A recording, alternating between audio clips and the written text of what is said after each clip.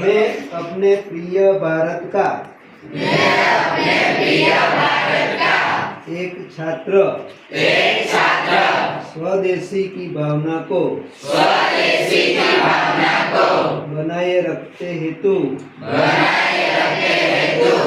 सत्य निष्ठा पूर्वक यह संकल्प करता हूँ कि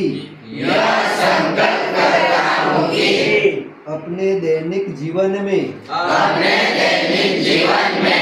भारतीय निर्मित उत्पादों का सचेत रूप से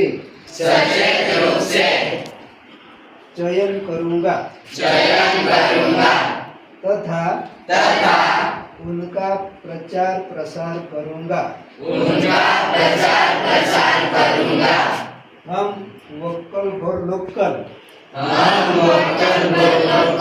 मेक इन इंडिया तथा वन डिस्ट्रिक्ट वन प्रोडक्ट जैसी राष्ट्रीय नवचारों का समर्थन करते हुए आत्मनिर्भर भारत के उत्थान के लिए स्वयं को प्रतिबद्ध करते हैं, जिससे स्थानीय कारीगरों, उद्यमियों एवं उद्योगों को सशक्त बनाया जा सके। राष्ट्रीय गौरव एवं पूर्ण निष्ठा के साथ मैं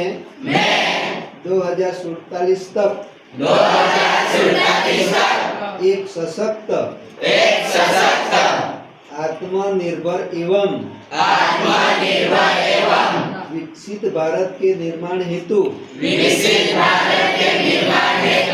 माननीय प्रधानमंत्री के दृष्टिकोण को साकार करने में